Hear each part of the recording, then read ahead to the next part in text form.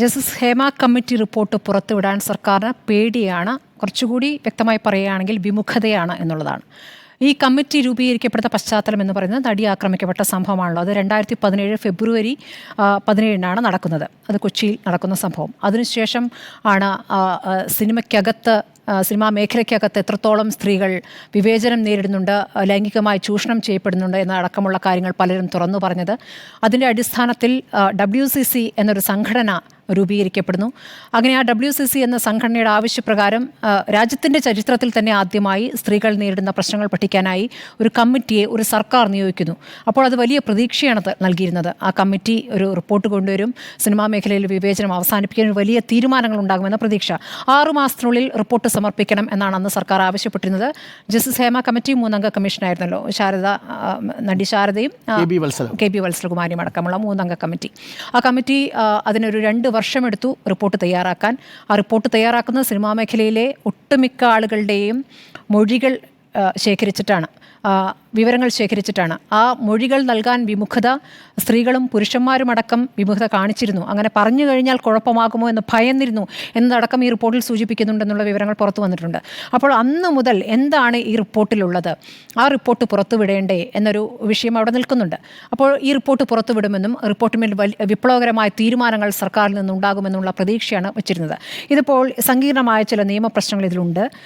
പക്ഷേ ഈ കമ്മിറ്റി മുന്നോട്ട് വെച്ച പല കാര്യങ്ങളും പല ഘട്ടങ്ങളിലും പുറത്തു വന്നിട്ടുണ്ട് അല്ലേ. അതിൽ പ്രശ്നങ്ങൾ ഉന്നയിച്ചവർ തന്നെ എന്തൊക്കെ പ്രശ്നങ്ങൾ എന്നുള്ള പുറത്ത് പറഞ്ഞിട്ടുണ്ട്.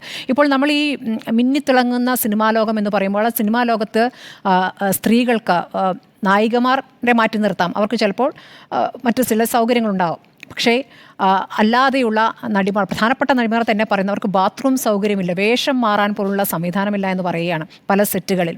അപ്പോൾ ഈ വിഷയങ്ങളടക്കം പുറത്തു വരുമ്പോൾ ഇതിലൊക്കെ ഒരു പരിഹാരമാണ് പ്രതീക്ഷിച്ചിരുന്നത്. അങ്ങനെ ഇതിന്മേൽ ഒരു പ്രതികരണം ഈ മന്ത്രി സജി ചെറിയാനോട് ആവർത്തിച്ച് പല ഘട്ടങ്ങളിലും ചോദിക്കുമ്പോൾ അദ്ദേഹം പറഞ്ഞിരുന്നത് ആർക്കാണ് ഇത്ര ധൃതി എന്നുള്ളതാണ്. അതിന് ധൃതി എന്ന് പറയുന്ന എന്തൊരു പരിഹാസ്യമായ മറുപടിയാണത്. ആർക്കാണ് ഇത്ര ധൃതി? നോക്ക്, ഇന്ന് തന്നെ ഇപ്പോൾ പറയുമ്പോൾ എന്താണ് ഈ റിപ്പോർട്ട് പുറത്തുവിടണമെന്ന് പറയുമ്പോഴും അത് കൃത്യമായി തന്നെ വിവരാവകാശ കമ്മീഷൻ പറയുന്നുണ്ട്, ആരുടെയും സ്വകാര്യതയിലേക്ക് കടക്കണ്ട. അതായത് ആരാണ് ആക്രമിക്കുന്നതെന്നും ആരാണ് ആക്രമിക്കപ്പെട്ടതെന്നും എന്നുള്ള കാര്യങ്ങളൊന്നും പറയണ്ട. അത് വിവിധ തലത്തിലുള്ള വിഷയങ്ങളാണ് ഞാൻ പറയുന്നത്. ഈ ലൈംഗികാക്രമണം മാത്രമല്ല, പേരുകൾ പറയണ്ട, ആ സാഹചര്യമാണ് മാറ്റേണ്ടത്. അപ്പോൾ അതിനുള്ള നിർദ്ദേശങ്ങൾ വേണം. അപ്പോൾ എന്താണത് പുറത്തുവിടാൻ ഇത്ര മടി? പുറത്തുവിടുന്നില്ല. ആർക്കാണ് ഇത്ര ധൃതി എന്ന് ചോദിച്ചു. ഇപ്പോൾ പറയുന്നു മഴ മാറിക്കഴിഞ്ഞാൽ ഒരു കോൺക്ലേവ് ഉണ്ടെന്ന്. മഴ മാറിക്കഴിഞ്ഞുള്ള കോൺക്ലേവ്, മഴ ഇടയ്ക്കിടയ്ക്കൊക്കെ മഴയുണ്ടാകും. പിന്നെ ഏത് കാലത്തേക്കാണ് അദ്ദേഹം മാറ്റിവെക്കുന്നതെന്ന് അറിയില്ല. ഈ മാസം 25 അകം വേണം എന്നാണ് വിവരാവകാശ കമ്മീഷൻ ഉത്തരവിട്ടിരിക്കുന്നത്. അപ്പോൾ ഈ വിവരാവകാശ കമ്മീഷൻ പറഞ്ഞ ദിവസത്തിനുള്ളിൽ അത് ചെയ്യുന്നില്ല എങ്കിൽ അത് ചെയ്യുന്നതിനുള്ള താമസം നേരിടുകയാണ്. അല്ലെങ്കിൽ അഥവാ ഇതിലെ കാര്യങ്ങൾ വളരെ ഗുരുതരമായ വിഷയങ്ങളുണ്ട്, പുറത്തു പറയാൻ പറ്റില്ല. ഇത് ഇടയ്ക്കിടയ്ക്ക് പറയുന്നുണ്ട്, പുറത്തു പറയാൻ പറ്റില്ല.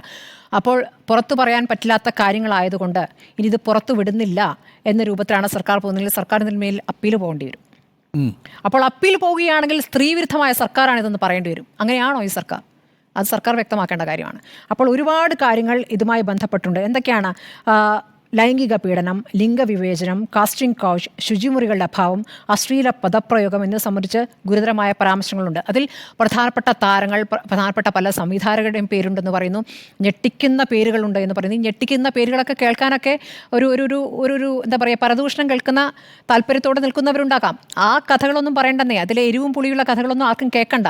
ഇതാണ് അവസ്ഥ. അതായത് സമൂഹത്തിൽ വരുന്ന വലിയ മാറ്റങ്ങൾ, ആ മാറ്റങ്ങളൊന്നും ഉൾക്കൊള്ളാതെ ഈ താരങ്ങൾ എന്ന് പറയുന്നവർ വേറെ ഒരു തരം ലോകത്തിൽ, അതായത് വളരെ പ്രിമിറ്റീവായ ലോകത്തിലാണ് കഴിയുന്നതെന്ന് വേണം മനസ്സിലാക്കാൻ. ഇപ്പോൾ കഴിഞ്ഞ ദിവസം എന്നെ ഒരു സിനിമാ പ്രവർത്തക വിളിച്ചു പറയുന്നു, ഈ അമ്മ എന്ന സംഘടനയിൽ അവിടെ തിരഞ്ഞെടുപ്പുമായി ബന്ധപ്പെട്ട് അവിടെ നടക്കുന്ന കാര്യങ്ങളൊക്കെ, ആ തിരഞ്ഞെടുപ്പിൻ്റെ ബയലോ തന്നെ ഭയങ്കര തമാശയാണ് എന്ന് പറഞ്ഞു. അതുകൂടാതെ അവർ പറയുന്നത് ആ വേദിയിൽ വെച്ച് പ്രധാനപ്പെട്ട ഒരു നടൻ അവിടെ ഇരിക്കുന്ന ഒരു നടിയെക്കുറിച്ച് ഒരു മസാല പ്രതികരണം നടത്തി. ആ പ്രതികരണം നടത്തുന്ന മൈക്കിലൂടെ വിളിച്ച് തമാശയായിട്ടാണ് പറയുന്നത്. അപ്പോൾ അവിടെ ഇരുന്ന എല്ലാവരും ചിരിക്കുന്നു. ആ നടിക്ക് അത് കേൾക്കുമ്പോൾ ഭയങ്കര രോഷമുണ്ടാകുന്നു. അവർ എണീച്ചു പ്രതികരിക്കുന്നു. അപ്പോൾ ഉടനെ അദ്ദേഹം പറയുന്നു, വലിയ നടൻ പറയുന്നു, ഞാൻ ക്ഷമ ചോദിച്ചേക്കാം എന്ന് പറയുന്നു. ഇതൊരു തമാശയാണ്, മൊത്തത്തിൽ തമാശയായി. അതായത് ഒരു സ്ത്രീക്കെതിരെ മോശം പരാമർശം നടത്തുന്ന ഒരു തമാശയായിട്ട് എല്ലാവരും അങ്ങോട്ട് കേൾക്കുകയാണ്. ഞാൻ വേണമെങ്കിൽ ക്ഷമ ചോദിക്കാമെന്ന് പറയുന്നു. ഉടനെ എല്ലാവരും അവിടുത്തെ പുരുഷ കേസുകളിലൊക്കെ ഉണർന്നു. ഈ നടനെ കൊണ്ട് മാപ്പ് പറയിക്കുക, എന്താ കഥ, അങ്ങനെ പറയാൻ പാടില്ല, അതിൻ്റെ ആവശ്യമില്ല. അവർ പിന്നെ അത് പരാതിപ്പെടാനൊന്നും പോയില്ല. ഇങ്ങനെ ചെറിയതും വലുതുമായ ഒരുപാട് സംഭവങ്ങൾ അതിനകത്ത് നടക്കുന്നുണ്ടെന്നേ, പുറത്തേക്ക് പറയില്ല, പുറത്തേക്ക് പറയാൻ പേടിയാണ്. അപ്പോൾ അമ്മ എന്ന സംഘടന WCC എത്രത്തോളം എതിർത്തു എന്നുള്ള കാര്യം അറിയാവുന്നതാണ്. ഇപ്പോൾ ഇതിൽ പറയുന്ന ഒരു പ്രധാനപ്പെട്ട ഒരു കാര്യം, അതായത് പ്രതികരിക്കുന്ന ആളുകൾക്ക് പിന്നെ ഒരു റോളുമില്ല. അത് നടിയായാലും സംവിധായകയായാലും എന്തായാലും അവരെ പൂർണ്ണമായും മാറ്റി നിർത്തും. അങ്ങനെ ഒരു വിവേചനം അനുഭവിക്കുന്ന ഒരു പ്രധാനപ്പെട്ട താരം തന്നെ നമ്മുടെ മുന്നിലുണ്ട്.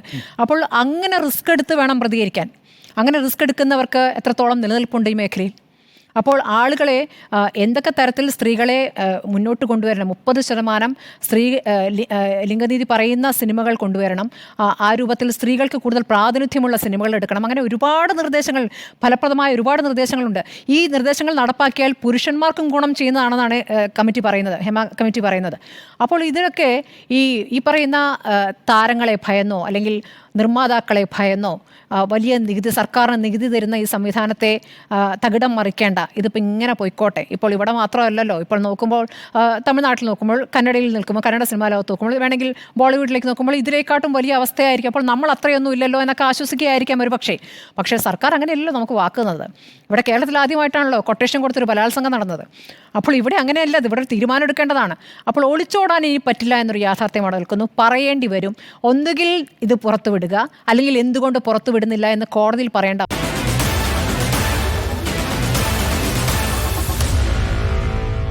Meet the editors.